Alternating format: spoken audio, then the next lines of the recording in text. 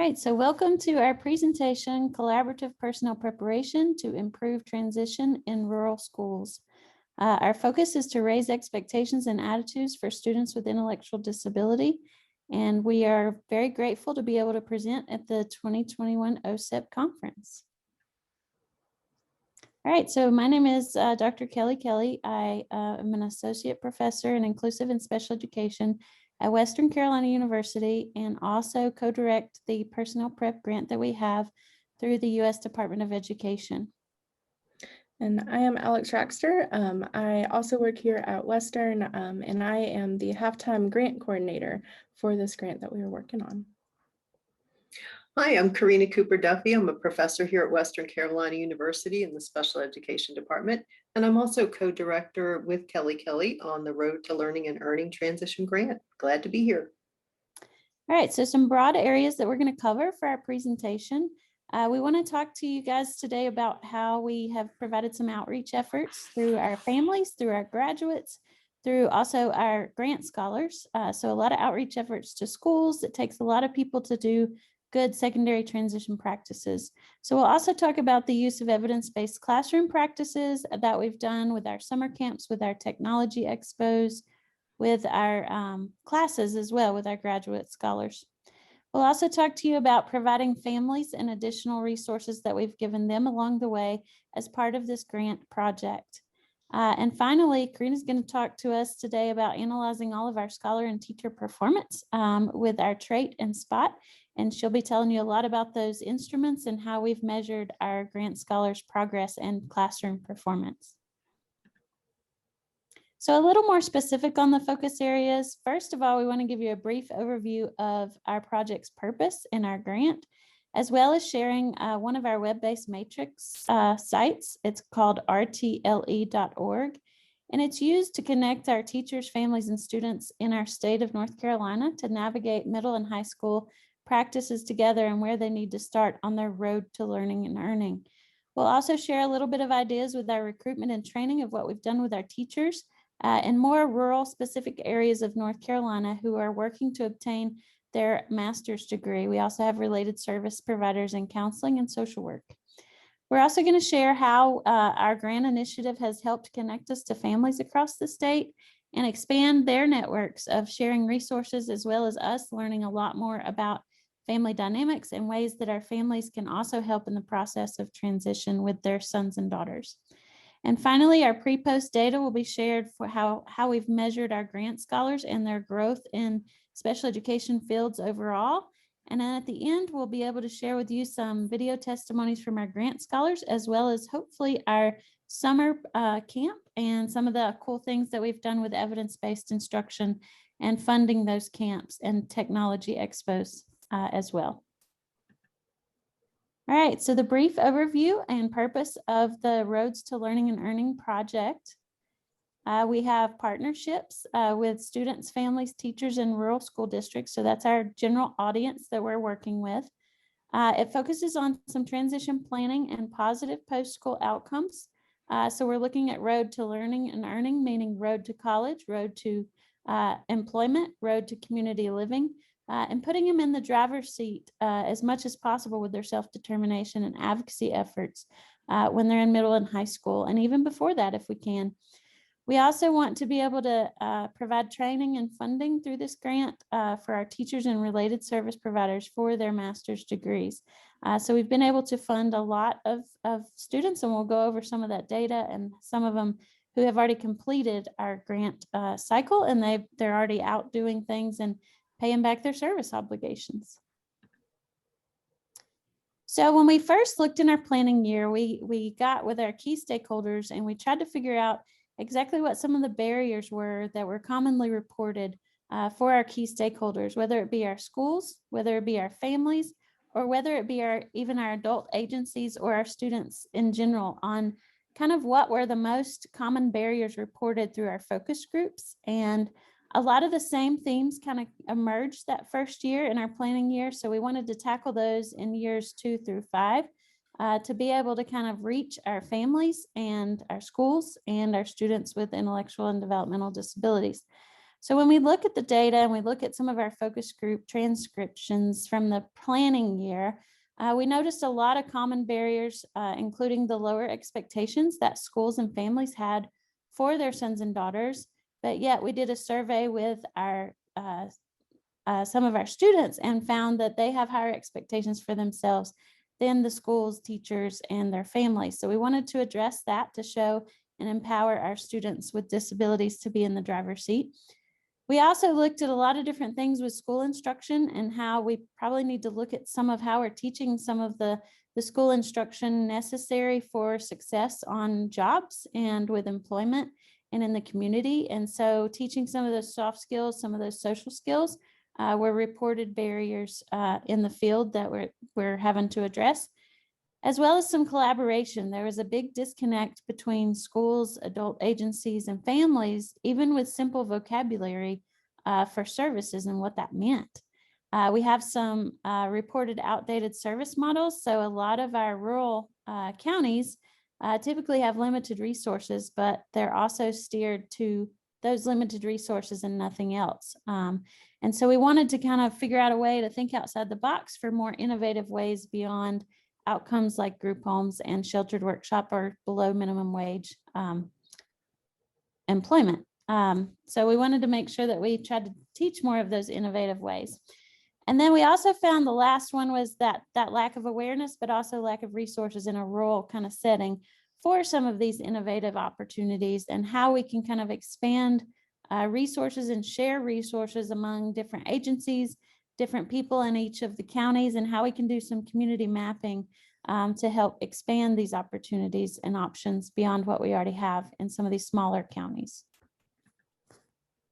So why do we want to focus on the expectations? Because we feel like the expectations are what improve the outcomes. If we don't start with the expectations, then our young adults are less likely, no matter what we do, no matter what resources we provide, they're less likely to attend college, they're less likely to be employed in competitive and community inclusive settings, and they're less likely to live on their own when the expectations and opportunities have not been given to them. What we found over the years through our university participant program and directly working with stakeholders, such as our families and students, is that they are 100% capable of accomplishing all of these and more opportunities once they're given to them. We've seen huge success rates in our community living, as well as our employment and long-term employment with some of our students that we've worked with from middle to high school and now into college in the community.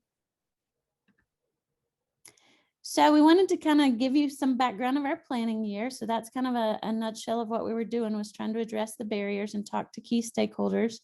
And then we started our recruitment of grant scholars in those rural school districts. So we wanted to give you a little bit of background and some statistical numbers of where we are for our scholars.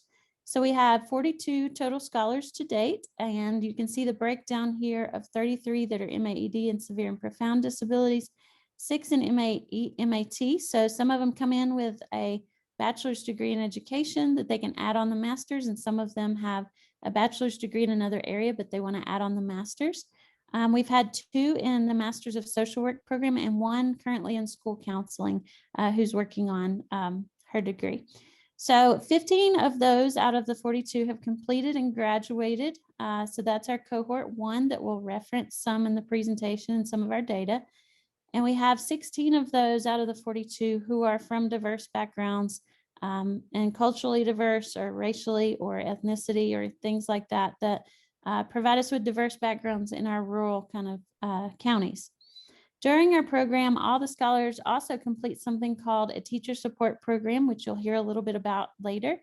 And we also have had a technology expo and a summer camp session. We actually had to have 1 technology expo face-to-face, and we've had 1 virtual. And 1 summer camp session was a little longer than the second one because of COVID, but we still made sure those things happened, as well as our 4 common special ed classes, because all of our master's level instruction for special education was already online. So that was really helpful in continuing with this project and what our scholars were doing for their training. So if you look at our map, you can see that our current teacher and related service provider, or our grant scholars getting funding for their master's level tuition, are in these counties with the, what you'll see here is a map of North Carolina with the 100 counties. And there are stars represent the direct partners in what counties we're working in with our grant scholars, covering those 18 counties with direct partnerships, collaborating and extending across these counties because they do share resources beyond just these certain counties with the stars on them. So you can see that a lot of our partnerships are within kind of close vicinity to our county, which is the purple star on the map, which is in Jackson County. And you'll see that all the other stars are kind of close to us, but we do have one in New Hanover. So we're getting further towards the coast of North Carolina as well. I'm going to turn it over to Alex so she can talk to you next about some of our outreach beyond our state, as well as our web-based matrix. All right. So one of our big outreaches is obviously working with our grant scholars and having them kind of distribute the information they learn through our grant to their colleagues and the other people that they are working with. One way that we found that we can even reach beyond, the scholars that we're working with and even beyond our state is by taking this web-based matrix. And so it's a matrix full of tons of resources. And we took all of that and put it into a website so that this website, it can be accessed year-round. It's easy to access and it's broken down and is really easy to navigate and be able to find exactly what you need based on kind of where you're at within the transition process and what role you play in the transition process. So you're going to see on our website that it's organized by 5 different domains that we're going to talk about in just a moment. And those 5 domains really help you navigate the website more easily to be able to figure out what resources you need exactly to help you out with the transition process wherever you're at in that process. On our website, you'll also be able to see several success stories that are in the form of YouTube videos. And these success stories are really just an eye-opener of what possibilities there are out there for independent living, life after college or high school, and what really can happen that maybe you as an individual or a family member hadn't thought it was a possibility. You'll also find various webinars and trainings for families, for individuals, for professionals, in order to just further explore and connect with other people. And those webinars or trainings are updated pretty frequently. So you're able to come back to our website to see different opportunities for that exploration and learning different things. We also update our resources pretty frequently, so you can always come back to the website and always gain more resources and see more success stories throughout the website. So I mentioned the 5 domains is how our website is broken up. Our first one is labeled Go for a Spin. And so SPIN is actually an acronym that stands for Strengths, Preferences, Interests, and Needs. And so anywhere on our website that you see it labeled Go for a Spin, that's where you're going to be able to find resources that are related to those areas, things like assessments, little tests that you can figure out what you're interested in, any planning documents to be able to work in that area. You'll also find a domain labeled Driver's Seat. And so that is going to be all the different resources that you can find for things like self-advocacy, learning about your disability, knowing how to be independent on your own and standing up for yourself, speaking your mind and what you want for your goals for the future. We also have one that is labeled Road to School. And so that's going to be all of your resources and options for post-secondary education. Maybe you're finishing out high school, you want to know what options are out there, whether it be a 4-year university or a community college or anything in between. You can go here and find tons of resources to get you there and know what options are out there. You'll also find one labeled Road to Work. And so that's going to be all of your resources related to working in the community, finding competitive employment, knowing those soft skills that you need to get a job and maintain a job, and kind of what to do once you have that job, how to save that money back, and how to be sure you can stay successful in that job. You'll also find Road to Community Living. And so that's going to be all of our resources to kind of help you navigate your community, know what independent living options are around you, what's the best option for you, and how to also navigate that. On the right side of the screen, we kind of have what we call our road to learning and earning. It goes along with our grant name. And so it's just a picture of a road that has these 5 domains on it, because this is the road you got to take to be kind of traveling towards that independent life and making sure you're hitting these areas and getting the resources you need to be able to be independent once you transition into adulthood. And so we're going to dive in here and take just a quick look at what our website looks like. So if you go to your internet and just type in www.rtle.org, this is the page that you're going to come to. And so this is a screenshot of just our home page. When you get there, you're welcomed with a great, beautiful picture of an aerial view of Western Carolina University's campus. And you'll find just a little bit of information about the background of our grant, how it started, and what we're up to now. On the left side of that screen, you're going to find all the different pages that you're able to navigate to. And we're going to walk through some of those pages today. So if you continue navigating down that left sidebar, you're going to come to 3 pages called Students, Families, and Teachers. And so this is 3 screenshots of those 3 pages to kind of show you how they correlate with each other.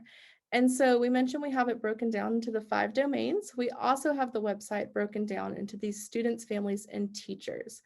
So say you are a student, you're in high school, and you're wanting to learn more about college. You're going to navigate to this student page and you're going to scroll down to the section that is Road to College. And that's going to give you all the resources, all the assessments, all the activities that you need to do right now to be able to prepare for college for after high school. Maybe you're a parent and you're interested in learning about community resources for independent living. You're going to go to that families page, you're going to scroll down to the Road to Community Living, and you're going to find all the resources you need right there. So by having it broken down into all these sections, you can know exactly what you need to get to, where it's at, and you can easily navigate these pages to be able to find the resources that you need. All right, so that's one way that we do a lot of our outreach and really get, beyond North Carolina and even beyond the United States. We've had people visit our website from out of the country. So it's definitely a great resource or outreach resource for us. That's not the only way we connect with other people and do some of our outreach. So we're going to talk a little bit more now about how we connect and network kind of with everybody that we're working with, the families, professionals, students, individuals that are kind of all across North Carolina. So one of those ways is through our college experience summer camp. You heard Dr. Kelly mention this a little bit earlier. So this college experience camp, it's really an opportunity for young adults with intellectual disability and their families to come to Western Carolina's campus and get really a hands-on experience of seeing what college is actually like, what you need to be thinking about kind of in high school and as you're exiting high school to be able to live independently. And then we give tons of transition planning resources and do a lot of hands-on learning. So while the campers and families are here at camp, we do a lot of graduate panels and their families so that they can share their success stories for after they've graduated high school and college. We talk a lot about navigating the adult world and giving a lot of information about just how a college is different from high school, SSI, benefits, all that benefit counseling information you need, Medicaid, adult services, since we've realized that's a huge area where we're lacking in the school system and they're not getting that. So parents and families are exiting high school not knowing anything about, SSI, Medicaid, adult services. And so we're, really trying to get that information out to the families so that they're aware of what they need to be doing now. Of course, we do a lot of college things. We go around campus, we eat on campus, we take college classes, look at some jobs, and we do a lot of transition planning as well. Another part of our grant that we do is our Technology Expo that you also heard briefly about earlier. So to date, we've been able to do 2 Technology Expo events. One of them we were able to do in person. The other one we had to do virtually because of COVID. So what our Technology Expos do, it allows kind of professionals in the area of assistive technology to come in and share their information and knowledge, their stories, to not only our grant scholars, but then other professionals in the community that want to attend as well. So what they kind of go over is different assistive technology options for independent living, how we can use technology differently in the classroom, different apps that we can use on just our phone for learning in everyday life, funding resources for getting this assistive technology, because we know that that's pretty expensive stuff, and just kind of how assistive technology can help us, the different options we have, and then they get some hands-on experiences with the different technologies and the different options out there. All right, another part of what we do is we do outreach to our high schools, and we have 6 UP ambassadors. Our ambassadors have had a college experience, and they go out and they talk to a lot of different schools. So with COVID, we had a little bit of a more virtual experience this past spring semester, but they did do 9 presentations to different school districts, 7 directly, and then those also disseminated information beyond those presentations to more people. So each presentation had about 30 to 80 participants in each room. So they were able to zoom into the classroom and be able to share information about their college experience and answer questions that teachers had, that families had, as well as students who were interested in attending post-secondary education after high school. We have partnered with a lot of family support networks across North Carolina. One in particular is the ECAC, so the Exceptional Children's Assistive Center. And ECAC also does a lot of self-advocacy and helps a lot of families. And so they had a workshop and a leadership summit. And so we were able to go and be a part of that to help with some of the community mapping and some of the transition planning resources that we use as part of their workshop summit. And then Karina will tell you about the last one. Okay, and our last resource that we had was for our scholars. In the scholars, we had 14 teacher support meetings. These meetings can range from having a speaker, a professional speaker, attend and share information on a particular topic, or they can be more informal sessions where we use a collaborative problem-solving process to help address particular issues that are prevalent in our profession. Okay. The last section that we're going to talk about is data collection for our grant scholars. There were 2 instruments used, the Trait SD and the Spot SD. Okay, so the Trait SD is an instrument that was designed by Dr. Westling and myself, and it stands for the Teacher Rating and Assessment Instrument for Teachers of Students with Significant Intellectual Disabilities. This was designed to determine the quality of instruction provided to students with significant intellectual disabilities by special education teachers or general education teachers. The instrument is used to help provide feedback to teachers who are working with children who have significant intellectual disabilities. And this includes children with autism, multiple disabilities, moderate to severe to profound intellectual disabilities, and multiple disabilities. The instrument is designed to review best practices for teaching for students with significant intellectual disabilities. The practices are based on research and are socially valid. The instrument requires that we provide direct observation. We review different documents such as IEPs, lesson plans, data sheets, functional behavioral assessments, and positive behavior support plans. It also provides an opportunity for us to interview the teacher to ask questions about their practices using the best practices. The instrument is divided into 4 sections. The first section is collection of demographic information, which we call the observation section. The next section is general instruction and classroom climate. There are 14 indicators in that section, which we use to evaluate just good teaching practices.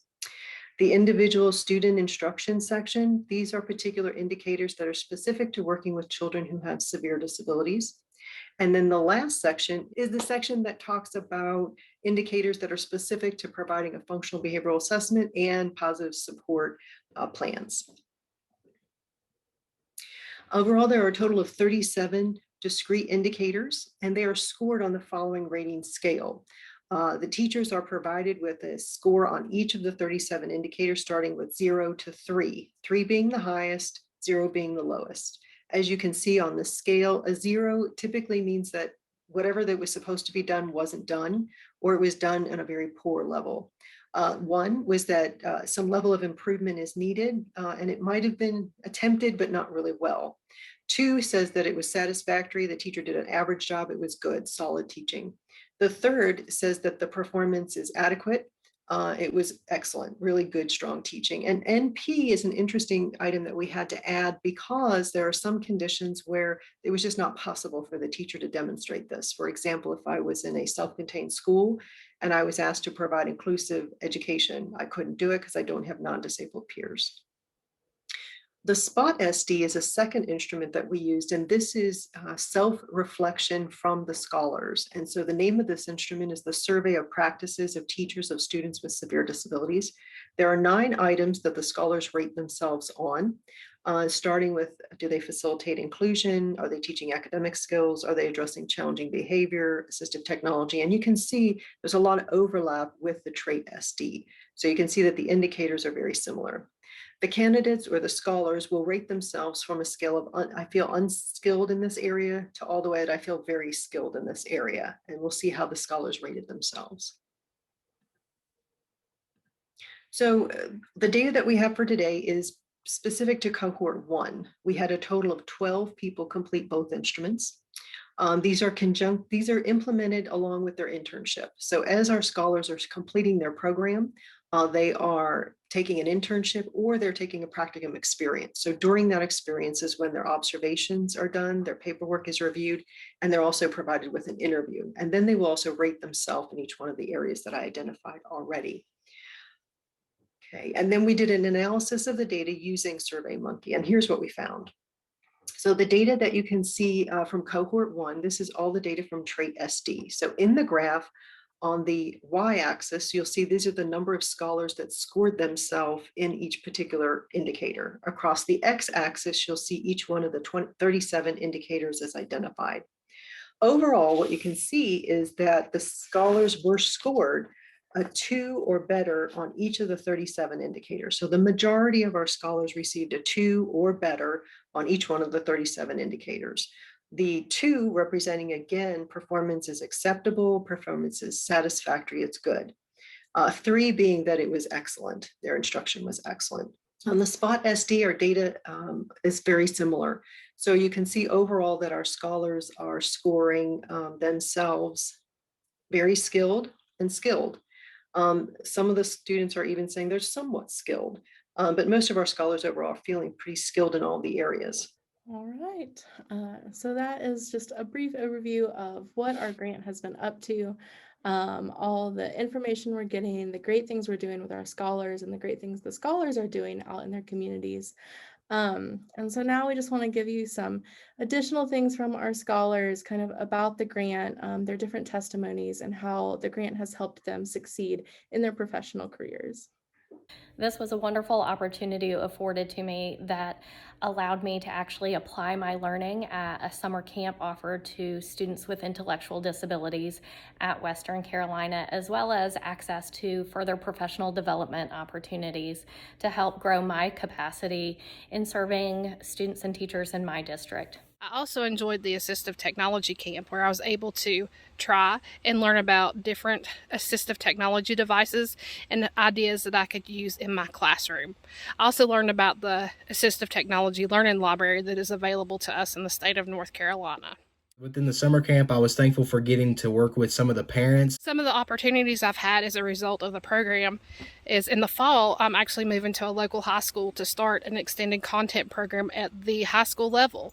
So I'll be able to work with families about transition ideas, possibly future inclusive college programs, and really work on those extended content standards for the students I'll be serving. The learning as part of the program has been especially beneficial in helping me provide support to beginning teachers as well as veteran teachers. Not only did it provide me with techniques I could use, strategies, and actual artifacts that could be used to support teachers, but also helped broaden my skill base so that I could collaborate with my district level team members. I'm thankful for the grant personnel that have pushed us and allowed us to grow into the teachers that we need to be. This is a fabulous program, and it was a great opportunity that really enhanced not only my personal knowledge, but my professional knowledge as well, and I was grateful to have that opportunity.